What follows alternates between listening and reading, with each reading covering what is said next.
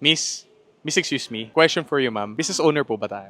Bakit? Nag-interview po kasi kami ng mga business owners for the younger generation. Okay lang po ba kayo ma-interview kahit sandali lang? Sandali lang naman, no? Apo, ma'am. Saglit lang po. Sige, sige, sige. Ano pong business natin, ma'am? Sa nail art industry tayo. Nail art industry. May pera ba dito, ma'am? Ay, nako, sa ngayon, may pera na sa arts. May pera na sa art. From the start ng business, ma'am, kailan po natin nakuha yung first million natin? Oh, 2 years in. 2 years. Ilang years na po ba tayo sa industry? 4 years. Ano po yung turning point natin, ma'am, towards financial freedom? Wala, mahirap kasi ako eh.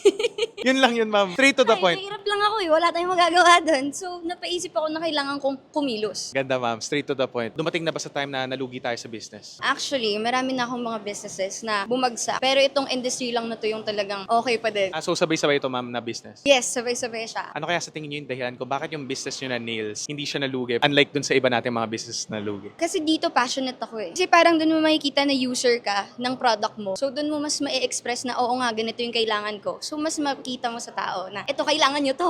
Ay, ang ganda, ma'am, kasi may mga na-interview ako na sabi nila na dapat ikaw mismo yung binibenta mong product. Exactly. Dapat ikaw din ang gumagamit ng product mo. Next question naman po, ma'am. Ano po ba dapat yung pinakamagandang trait ng isang business owner? Dapat hindi ka takot mag-fail. Kasi yung failure mo, yun yung magsaset ng tone kung paano ka mag-handle ng business mo in the future. Kasi the industry keeps on changing. Dapat sasabay ka. And yung learnings mo doon, yung magpapatunay kung ano ka. Pag tinanggal yan lahat sa'yo, dapat alam mo pa rin kung paano ka babangon ulit. Wala naman talagang talo pag nagbe-business. May mga lesson tayo nakukuha. Exactly. Last question na lang po, ma'am. Ano po ba yung biggest lesson na nabigay sa atin ng entrepreneurship? Adaptability. Dapat di ka takot mag-adapt sa kung anong bago, sa kung anong uso. Dapat sasabay ka sa wave. Solid, ma'am, no? Kasi syempre, kapag stagnant tayo, hindi natin makukuha yung progress na dapat natin makuha. Always adapt lang tayo sa every situation. Exactly. Tama. So, ma'am, thank you so much for your time. Pleasure to meet you pa. Thank you so much.